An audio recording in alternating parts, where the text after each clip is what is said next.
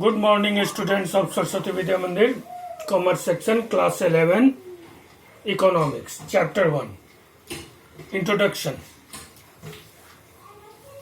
Before this video, we already learned about central problem, what is central problem, and the types of central problem. The very first problem, what to produce and how to produce, were discussed in previous video.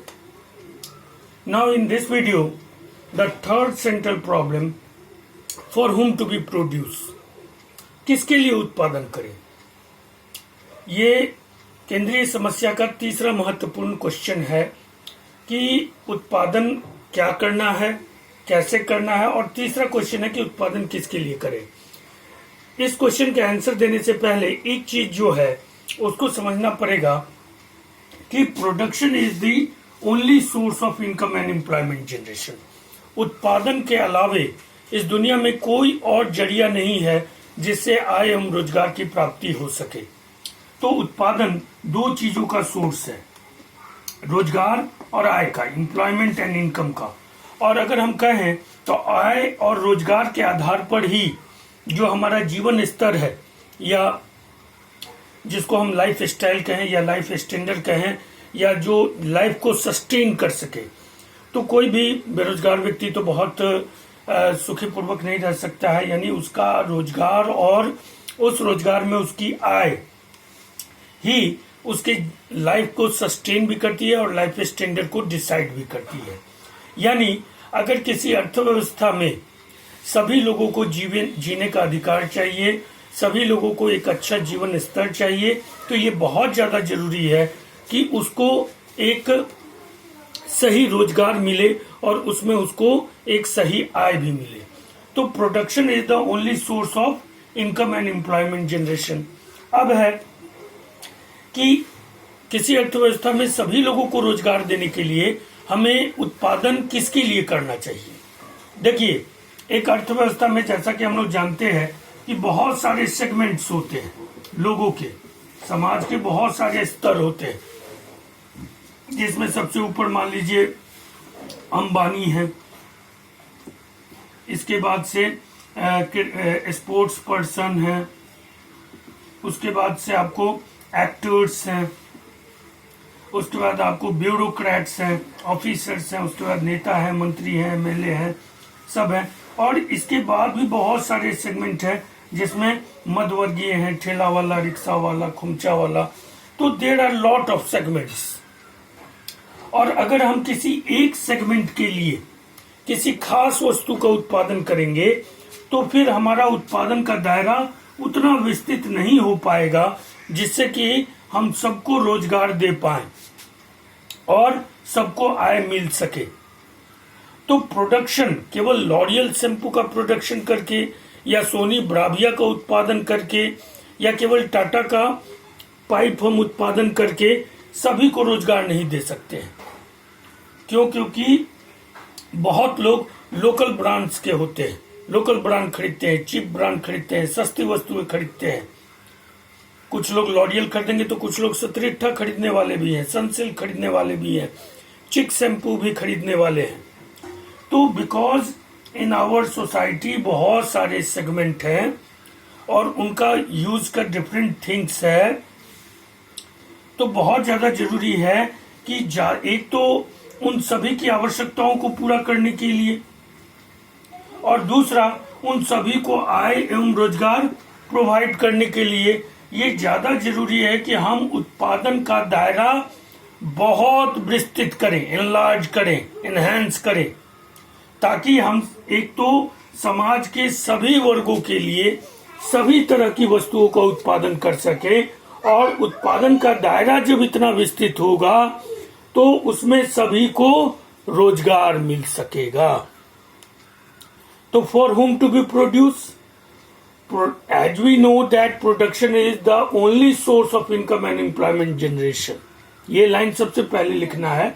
As we know that production is the only source of income and employment generation. Thus, we have to produce everything for every segment of the society. Thus, we have to produce everything for every segment of the society, ताकि ज्यादा से ज्यादा लोगों को रोजगार मिल सके. Because production is related to the distribution of income in society.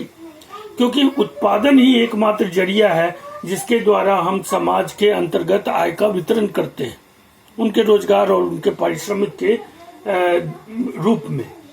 तो उत्पादन का दायरा हमको बढ़ाना होगा सभी लोगों के लिए, समाज के सभी वर्गों तबके के लोगों के लिए सभी प्रकार की वस्तुओं का, यानी ब्रांडेड, लोकल, चीपर, सब वस्तु बनाना होगा ताकि रोजगार बढ़ सके. अब है अगला टॉपिक कि solution of central problems in different economies. विभिन्न अर्थव्यवस्थाओं में केंद्रीय समस्याओं का निराकरण कैसे होता है, उसका समाधान कैसे ढूंढा जाता है. देखिए, जैसा कि हम लोग जानते हैं कि अर्थव्यवस्थाएं मुख्यतः 3 तरह की होती हैं.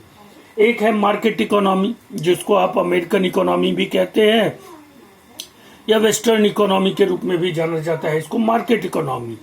दूसरा होता है सेंट्रली प्लान्ड इकोनॉमी, केंद्रीय नियोजित अर्थव्यवस्था. इसको हम लोग सोशलिस्टिक इकोनॉमी भी लेते हैं, समाजवादी अर्थव्यवस्था. और मार्केट इकोनॉमी को हम लोग कैपिटलिस्टिक इकोनॉमी के भी रूप में जानते हैं. और तीसरा इकोनॉमी होता है मिक्स्ड इकोनॉमी, जो इन दोनों इकोनॉमी का मिक्सचर होता है. तो सबसे पहले मार्केट इकोनॉमी कह लीजिए. इसमें हम देखते हैं कि सेंट्रल प्रॉब्लम का समाधान कैसे होता है. मार्केट इकोनॉमी कह लीजिए या कैपिटलिस्टिक इकोनॉमी कह लीजिए. पूंजीवादी अर्थव्यवस्था अथवा बाजार अर्थव्यवस्था में सेंट्रल प्रॉब्लम का निराकरण कैसे होता है. तो as we know that capitalistic economy और market economy refers that type of economy which is based upon market mechanism. Market mechanism और प्राइस मैकेनिज्म, ये वो अर्थव्यवस्थाएं होती हैं जो बाजार संयंत्र या कीमत संयंत्र पर डिपेंड करती हैं या निर्भर रहती हैं. ये मोस्टली फ्री इकोनॉमी होती है, स्वतंत्र अर्थव्यवस्था होती है. इसमें जो रिसोर्सेज होते हैं, resources are owned by private sector. निजी क्षेत्रों का बोलबाला होता है और सारे जो देश की संपदा है, संसाधन है, जल, जंगल, जमीन, इन सब पर निजी क्षेत्रों का स्वामित्व होता है. और सरकार जो होती है, सरकार, government just plays the role of police state. यानी सरकार जो है वो पुलिस स्टेट का रोल अदा करती है. यानी उसका कार्य होता है देश को बाहरी आक्रमण और आंतरिक सुरक्षा प्रदान करना. इसके अलावा देश में what to produce, how to produce and for whom to be produce, क्या उत्पादन होगा, कैसे उत्पादन होगा, किसके लिए उत्पादन होगा, ये सारा चीज जो है वो मार्केट मैकेनिज्म निर्धारित करता है. यानी मार्केट फोर्सेस निर्धारित करते हैं डिमांड और सप्लाई. जिस चीज का डिमांड होगा उस चीज का प्रोडक्शन होगा, उस चीज का सप्लाई होगा. तो इस इकोनॉमी में central problem decision taken on the basis of market mechanism. इस इकोनॉमी में कंज्यूमर जो होता है वो किंग होता है और कंज्यूमर डिमांड करता है और उसकी डिमांड के अकॉर्डिंग मार्केट में वस्तुओं का सप्लाई किया जाता है. Private sector are free to produce anything. वो केवल प्रॉफिट मोटिव से काम करेंगे, जो भी डिमांड होगा वो किया जाएगा.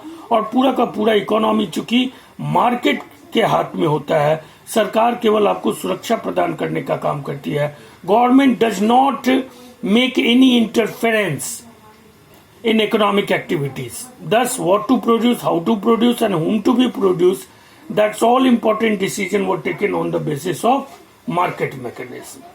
That is market economy और capitalistic economy. आप इसको अमेरिका का इकोनॉमी कह सकते हैं. सेंट्रली प्लान्ड इकोनॉमी और सोशलिस्टिक इकोनॉमी, केंद्रीय नियोजित अर्थव्यवस्था या समाजवादी अर्थव्यवस्था में ठीक इसके विपरीत होता है. मार्केट मैकेनिज्म का नामो निशान नहीं होता है, प्राइवेट सेक्टर का नामो निशान नहीं होता है. सभी तरह के संसाधन जो होते हैं, resources owned by central authority और सेंट्रल गवर्नमेंट, केंद्रीय अधिकारी के द्वारा या केंद्रीय सरकार के द्वारा सभी तरह के रिसोर्सेज को पर उनका स्वामित्व होता है. दस all types of central problem decision like what to produce, how to produce and for whom to be produced is taken by some central authority or government. और इसीलिए ये सारे डिसीजन जो है सेंट्रली प्लान्ड इकोनॉमी में या socialistic economy में वो सेंट्रल गवर्नमेंट के द्वारा लिए जाते हैं। इसका बेस्ट उदाहरण आप चाइनीज इकोनॉमी को कह सकते हैं, जहां पे सेंट्रल गवर्नमेंट यानी government actively interference in economic activities and the overall economic activities were turned around government. Yani it means that in socialistic economy or centrally planned economy, the government plays the pivot role for all economic activities, and government were prime decision maker towards any economic activities or decision regarding what to and how to produce our central problem questions. In next video, we are going to describe the solution of central problems in mixed economy, and thereafter we discuss over opportunity cost and marginal opportunity cost. Till then, take care, bye, stay home, stay home. You must have to be write down it in your homework on fair notebook, and also remember the important points.